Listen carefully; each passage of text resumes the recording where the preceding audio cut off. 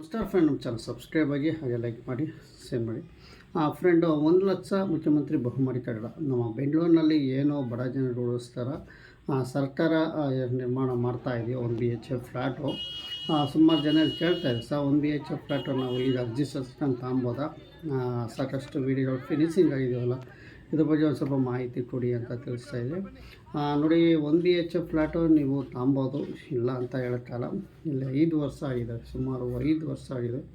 ಇಂಥ ಕಡೆಯೇ ಬೇಕು ಅಂತ ನಿಖರವಾಗಿ ಇಲ್ಲಿ ಹೇಳೋಕ್ಕಲ್ಲ. ನೀವು ಯಾಕೆಂದರೆ 50,000 ಕಟ್ಟಿರೋದು ಸುಮಾರು ಸಾಕಷ್ಟು ಫ್ಲ್ಯಾಟ್ಗಳು ಲಭ್ಯ ಇಲ್ಲ, ಅವ್ರಿಗೂ ಸಹ ಕಾಣ್ತಾ ಇಲ್ಲ. ಫ್ರೆಂಡ್, ಈಗ ನಿಮಗೆ ತಿಳಿಸೋದಿಷ್ಟೇ, ನೀವು ಏನಾರ ತಗೊಬೇಕು ಅಂತ ಏನು ಕೇಳ್ತಾ ಇದ್ದೀರಲ್ಲ, ಖಂಡಿತವಾಗಿ ನೀವು ಅರ್ಜಿ ಸಲ್ಲಿಸಿ. ಈ ಕ್ಯಾನ್ಸಲೇಷನ್ ಆದಾಗ ನಿಮಗೆ ಸಿಗೋ ಚಾನ್ಸಸ್ ಇರುತ್ತೆ. ಅರ್ಜಿ ಸಲ್ಲಿಸಿ ನಂತರ ನಿಮಗೆ ಏನಾರ 1 BHK ಫ್ಲ್ಯಾಟು ಎಲ್ಲಿ ಖಾಲಿ ಇದ್ದಾವೆ, ಸುಮಾರು ಕಡೆ ಎಲ್ಲೋ ಒಂದೊಂದು ಖಾಲಿ ಇದ್ದಾವೆ. ಆ ಜಾಗದಲ್ಲಿ ಇದೇ ಕಡೆ ಅಂತ ಇರಲ್ಲ, ಅಂಥ ಕಡೆ ಖಾಲಿ ಬುಕ್ಕಿಂಗ್ ತೋರಿಸಿದ್ರೆ ನೀವು ಸೆಲೆಕ್ಟ್ ಮಾಡ್ಕೋಬೋದು ಅಂತ ನಿಮಗೆ ತಿಳಿಸ್ಕೊಡ್ತೀನಿ. ಇಲ್ಲಾಂದರೆ ನಿಮ್ಮ ಹತ್ತಿರ ಇರುವಂಥ MLA, ಅಂದರೆ ಏನು MLA ಕೋಟಕ್ಕೆ 50% ಕೊಟ್ಟಿರ್ತಾರೆ. ಈಗ ಒಂದು ಕ್ಷೇತ್ರದಲ್ಲಿ ಯಲಹಂಕದಲ್ಲಿ 5,000 ಫ್ಲ್ಯಾಟ್ಗಳು ರೆಡಿ ಆಯ್ತಾ ಇದ್ವು ಅಂದರೆ 2,500 MLA ಹತ್ರ ಇರುತ್ತೆ. ಇನ್ನು 2,500 ನೇರವಾಗಿ ಆನ್ಲೈನಲ್ಲಿ ಬುಕ್ ಮಾಡ್ಕೊಂಡು ತಗೊಬೋದು.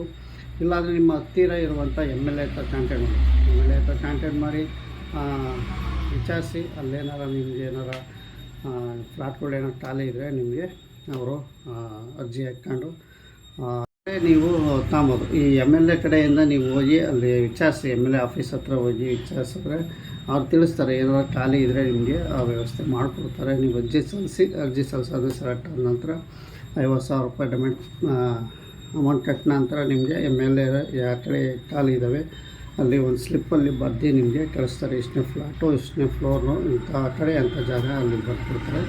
ಇಲ್ಲ ಅಂದರೆ ನಿಮಗೆ ಸಾರ್ವಜನಿಕರಾದರೆ ನೇರವಾಗಿ ನೀವು ಫ್ಲ್ಯಾಟ್ ಬುಕ್ ಮಾಡ್ಕೋಬೋದು. ಅದು ಎಲ್ಲಿ ಖಾಲಿ ಇರುತ್ತೋ ಅಲ್ಲಿ ನೀವು ತಗೊಬೇಕಾಗುತ್ತೆ. ಇಂಥ ಕಡೆ ನಿಖರವಾಗಿ ಹೇಳೋಕ್ಕಲ್ಲ ಈ ಫ್ಲ್ಯಾಟ್, ಯಾಕೆಂದರೆ ಈಗಾಗಲೇ ಸುಮಾರು 5 ವರ್ಷ ಆಗಿದೆ. ಇದು ಆನ್ಲೈನ್ ಅರ್ಜಿ ಬಿಟ್ಟು 5 ವರ್ಷ ಆಗಿದೆ. ಇನ್ನೇನು ಖಾಲಿ ಇರೋ ಅಂಥವು ನೀವು ತಗೊಬೋದು. ಇಷ್ಟು ನಾನು ನಿಮಗೆ ತಿಳಿಸ್ತೀನಿ. 1,00,000 ವಸತಿ ಯೋಜನೆ 1 BHK ಫ್ಲ್ಯಾಟು ಬೆಂಗಳೂರು ನಿವಾಸಿಗಳಿಗೆ ಮಾತ್ರ.